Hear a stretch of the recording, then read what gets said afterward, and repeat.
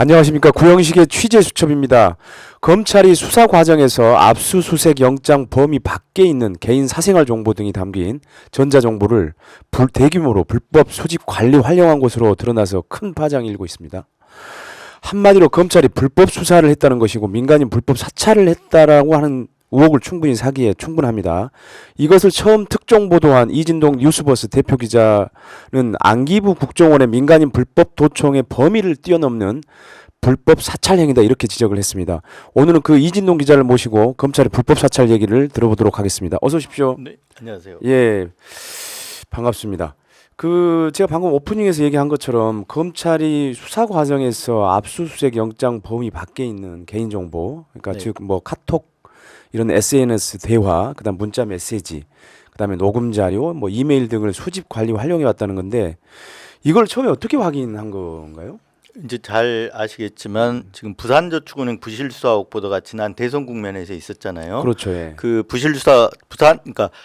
부산저축은행 부실수사 의혹이라는 게 2011년에 윤석열 대통령이 그 대검 중수부에서 중수이과장으로 주인 검사를 하면서 그 부산저축은행 비리 수사를 했었거든요. 그렇죠. 예. 그런데 그때 대장동 사업건도 대출이 있었어요. 맞아요. 그런데 부실 대출이 있었는데 그 수사 대상에서는 빠졌거든요. 네. 그래서 그때 부실 수사 의혹이라는 어떤 보도, 이 의혹 보도를 한 게 대선 국면에서 네. 윤석열 후보에 대한 검증 차원에서 이루어진 거거든요. 그렇죠. 당연하죠. 그런데 그 부분에 대해서 검찰이 윤석열 그때 그 당시 후보를 낙선시키기 위해서 김만배 어떤 사주 내지 이런 부탁을 받고 대선 그 보도를 한 거 아니냐. 이게 이렇게 이제 보고 지금 수사하는 게 대선 개입 여론 조작 사건이라고 그렇죠, 하거든요. 예. 예.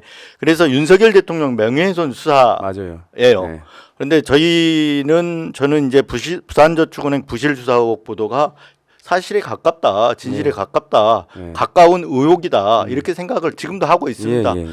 그래서 취재된 대로 보도가 된 거고요. 그런데 이제 그 수사를 하는 과정에서 12월 26일 날 작년 12월 제가 집하고 사무실에서 압수수색을 받았습니다. 예. 집에서는 주로 이제 그 전자 정보를 디지털 정보를 다 가져간 거거든요. 네, 뭐 핸드폰, PC 뭐 이런 거죠. 그렇죠. PC나 휴대폰이나 이게 원래는 관련 정보, 이 사건 관련 정보만 가져가게 돼 있고 압수영장에도 분명히 그렇게 돼 있어요. 네. 혐의 사실과 관련된 전자 정보만을 출력 또는 복제하여야 하고 이렇게 돼 있어요. 그러니까 저장 매체를 가져가도 부득이하게 가져가더라도 그 관련된 것만 빼야 되거든요. 네. 그리고 집에 와서 현장에서 압수수색을 할 때도 복제를 할 때도 관련된 것만 해야 되고 이렇게 하는데 휴대전화 정보 같은 경우 그러니까 검찰에 와서 할 때는 이제 보통 예외적인 경우에 해당하는데 저장 매체를 가져갑니다. 네, 원래는 가져가면 안 되는데 가져가서 하거든요. 포렌식을 하거든요. 네.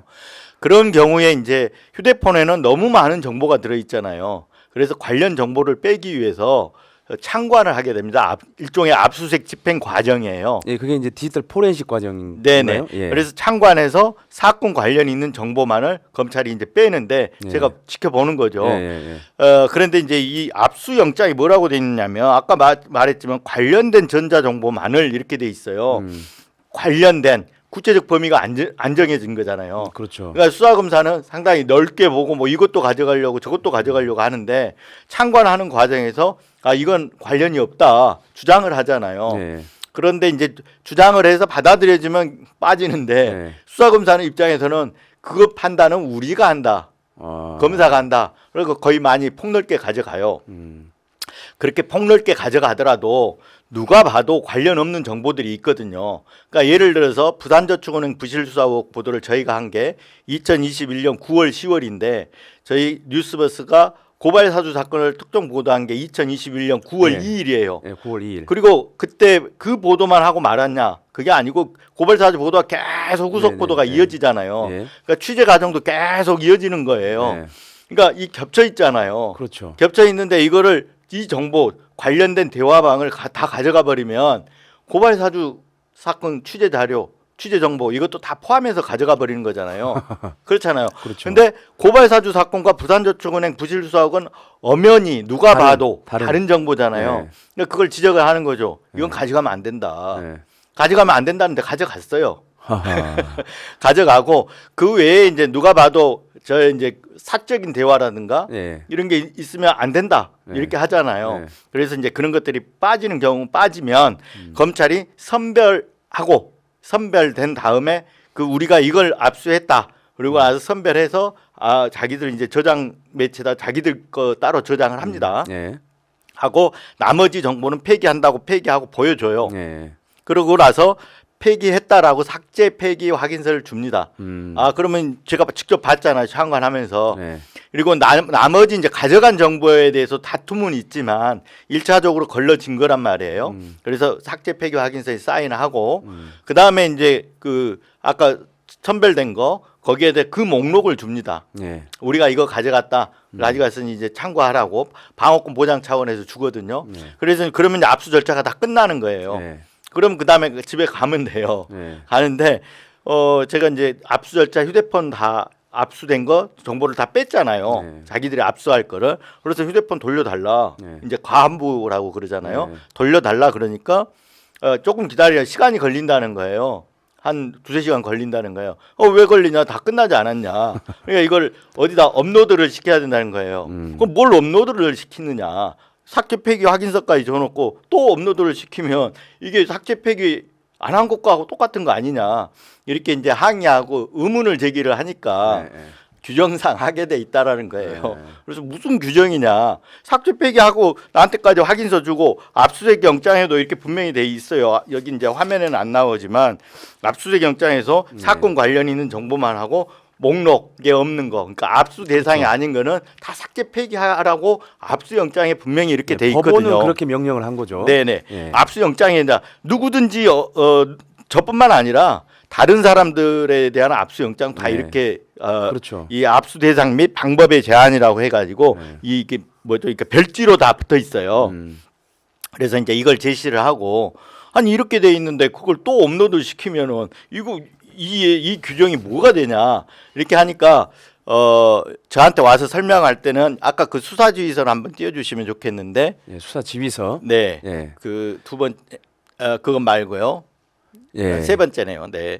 예, 저기 보면 저렇게 체크 오른쪽에 체크가 돼 있잖아요. 예. 저걸 가져와서 저 빨간 줄 치고 저 빨간 표시는 제가 직접 한 거고요. 예. 원래는 저 빨간 줄은 없고 네, 네, 예. 그 체크만 돼 있어요 오른쪽에. 네. 그걸 갖고 와서 저한테 이제 설명을 해요. 규정이 이렇다. 그 해야 된다. 이렇게 검사님이 여기다 체크했으니까 해야 된다. 그래서 아니 또 다시 따진 거죠. 압수영장이 이렇게 돼 있는데 왜 이걸 하느냐. 근데 그래서 다시 이제 제가 계속 의문을 제기하니까 순간 이제 수사관이 검사한테 물어보러 간 것 같아요. 예. 근데 그 물어보러 간 사이에 이걸 저 지휘서를 놔두고 갔어요 책상에. 그래서 이게 문제가 있다. 그래서 제가 이제 촬영을 해놓은 거죠. 네. 이건 도저히 위법한 행위다라고 나름을 직감적으로 이제 판단한 거죠. 그러고 나서 와서 다시 설명을 해요. 여기다 했기 때문에 할 수밖에 없다. 그래서 제가 그렇다 그러면 그 포렌식 현장이잖아요.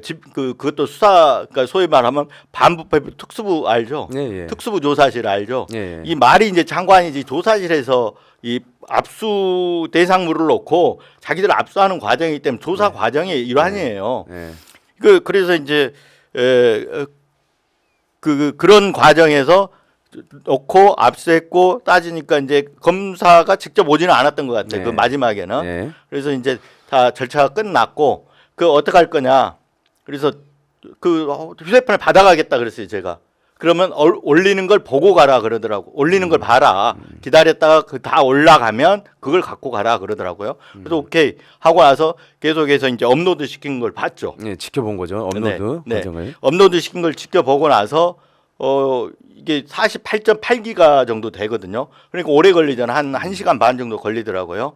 그래서 다 된 거 보고 그걸 이제 또 이 화면을 제가 또 이제 촬영을 했죠. 예, 왔다 갔다 하면서 예. 수사관들이 하고 또 이제 다 됐고 그러면 잠깐 또 왔다 갔다 해요. 예. 그러니까 그 사이에 제가 또 이제 이것도 화면을 촬영한 거거든요. 예. 그래서 여기 보면 이제 여기 48.8기가라고 나와요. 예. 그리고 업로드 완료 예. 이렇게 나와요.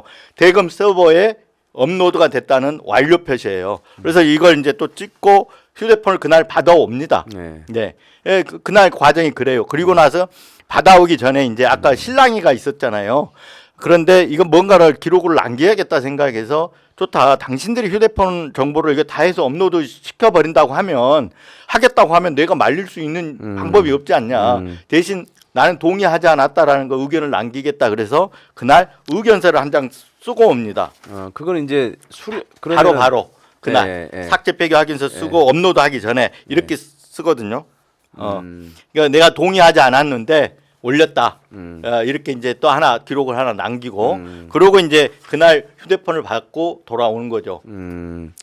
아니 근데 그 업로드 과정을 직접 지켜보고 그다음에 그 대검 서버에 불법적으로 사실 그 업로드된 화면을 이제 촬영을 하셨던 건데 제 촬영한 건 불법적인 거 아닙니다. 아니 그러니까 그 대검 서버에 무관한 정보를 올리는 것 자체가 사실 그건 업로드하는 것 자체가 그렇죠. 불법이지 않습니까? 네, 맞습니다. 예.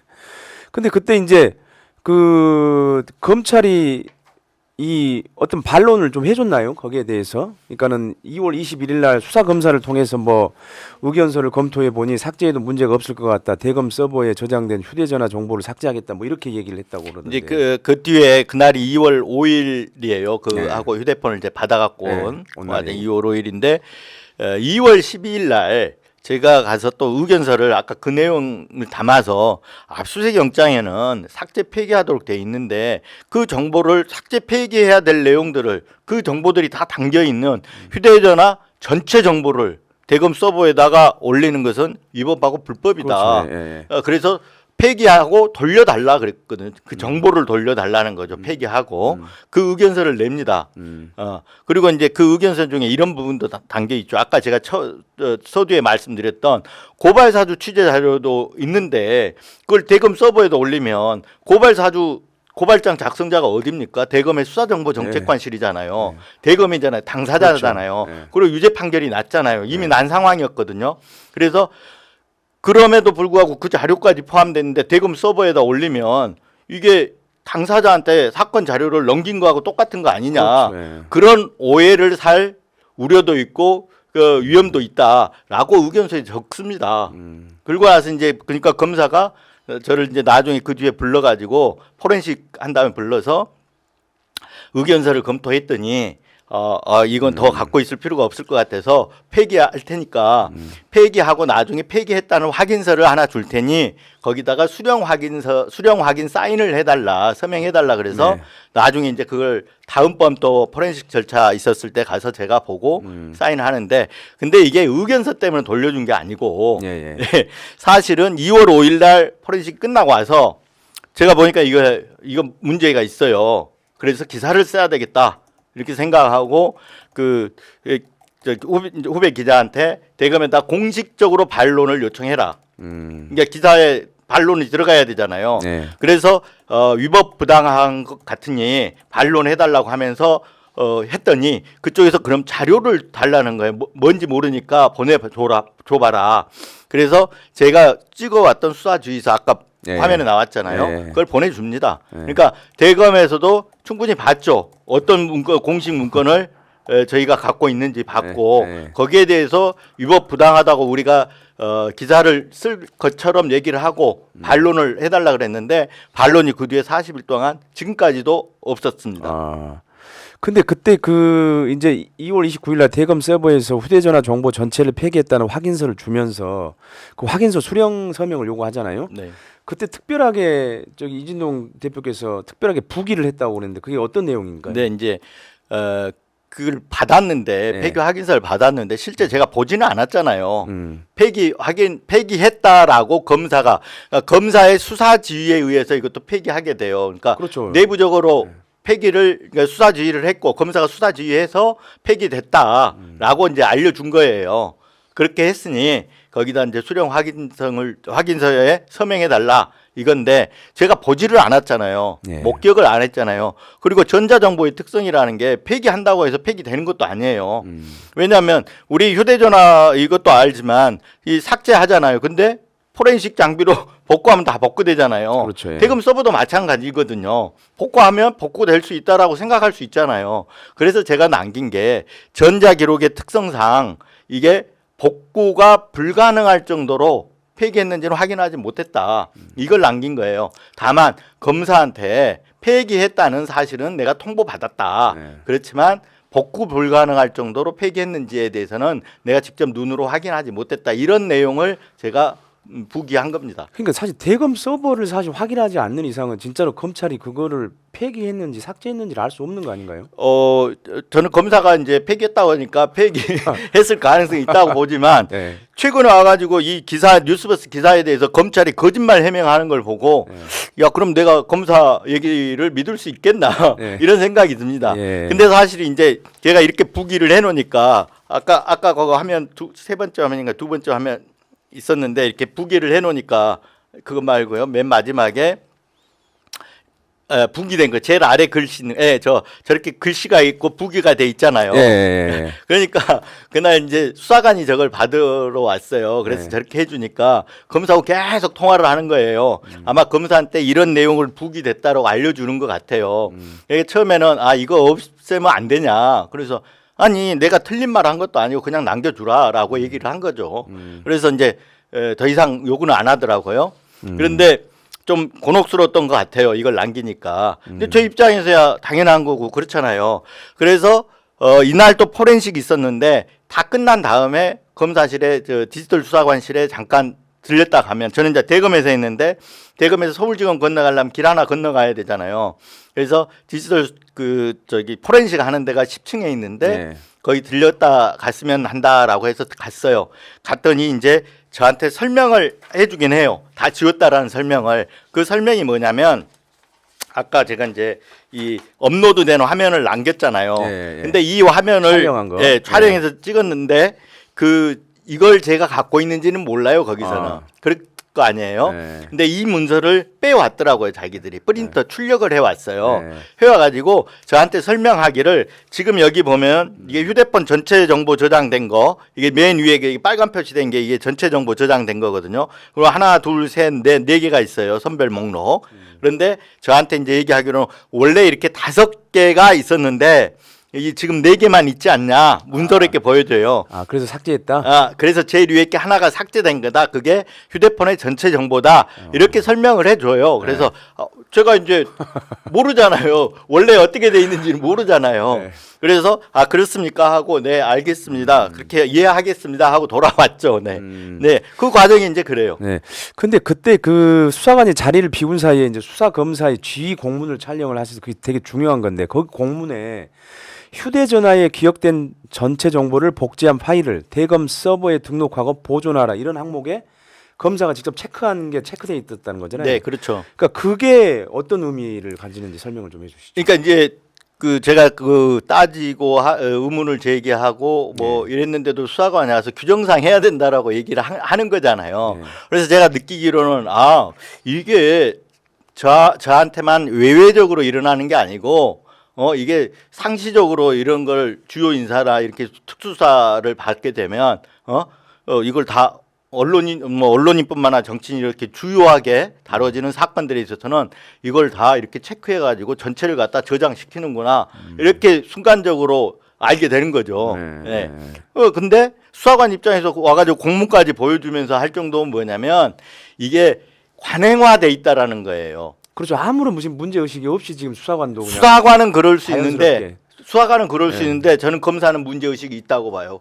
범법이라는 거 알고 했다고 봐요. 그러니까 바로 제가 위법 불법이라고 해가지고 반론 요청을 하니까 삭제 폐기에 들어갔잖아요. 네. 그거는 뭐냐면 이게 문제가 된다는 거를 알고 있는 거예요, 검사는. 그러니까. 그리고 수사관은 좀 모를 수는 있어요. 검사 수사주의니까 검사가 시키는 대로만 하니까 모를 수는 있지만 검사 입장에서는 아는 거죠.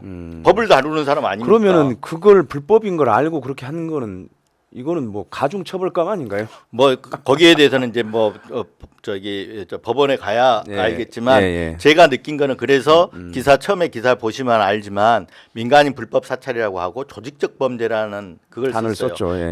제가 여기 이제 저희 아까 보여드린 문서를 보면 검사나 수사관 이름은 다 제가 가렸단 말이에요. 예. 이게 한 검사나 누구 수사관의 문제가 아니고 그렇죠. 예. 검찰 조직의 문제다.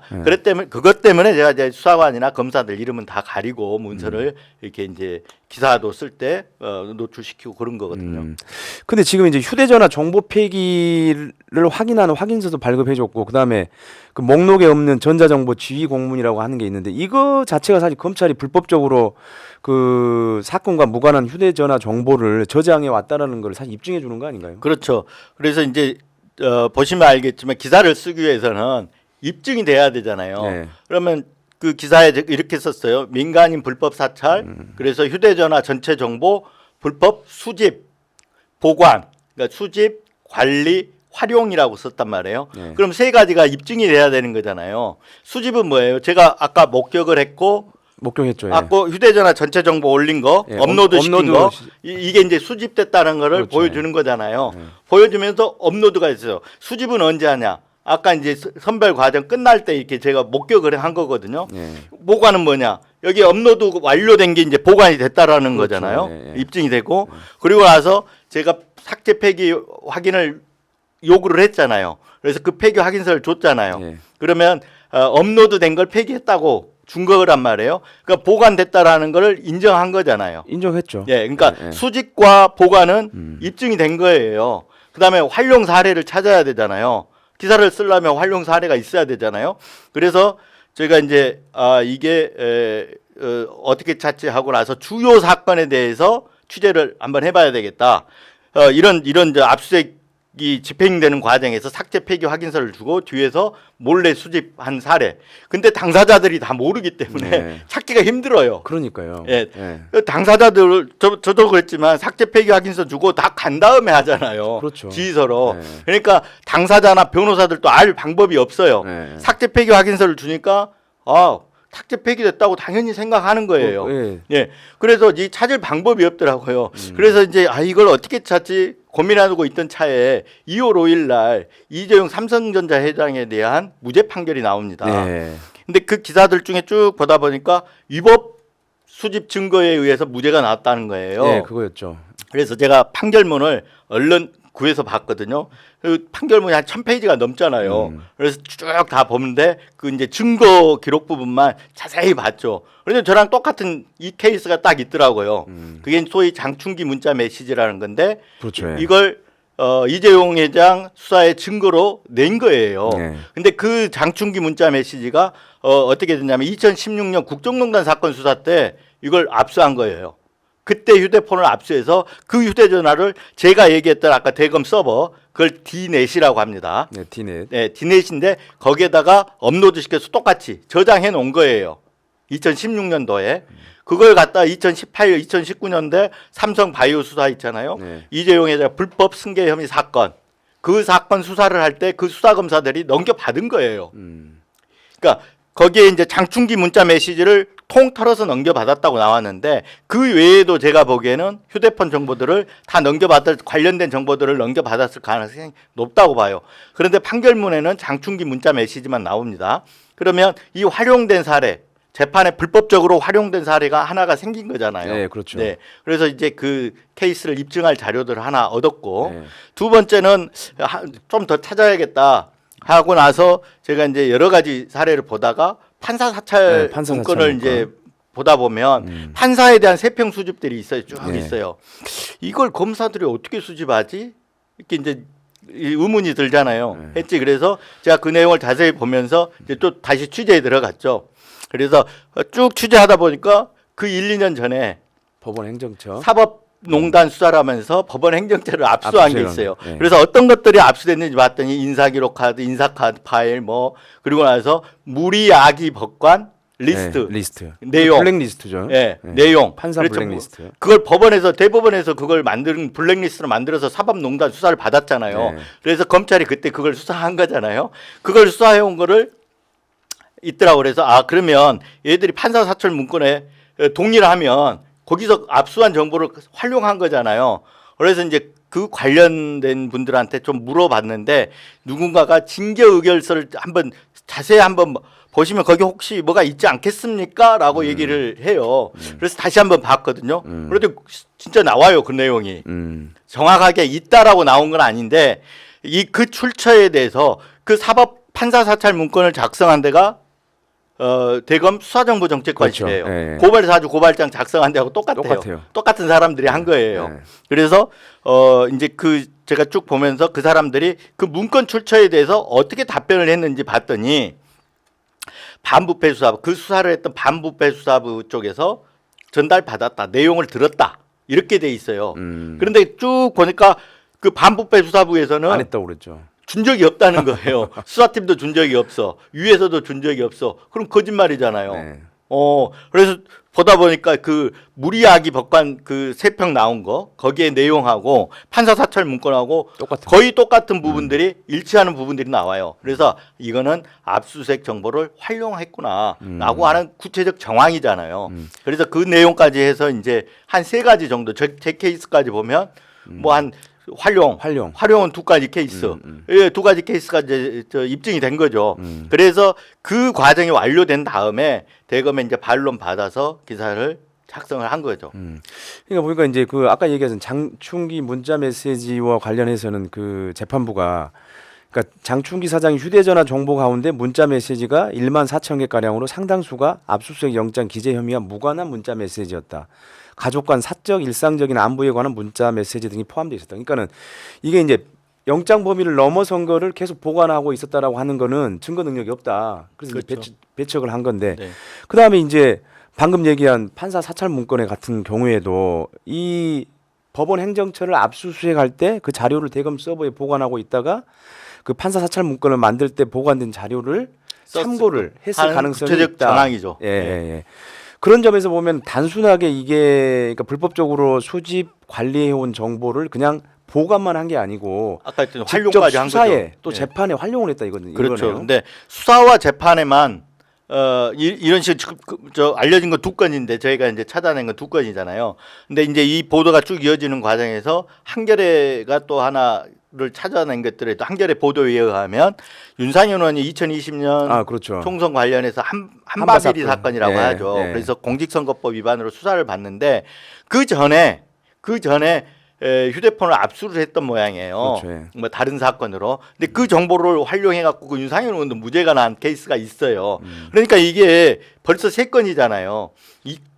알 것만 해서 세 건인데 이 건 말고도 이 세 건 말고도 더 있을 거다라고 당연히 추정이 되는 거죠.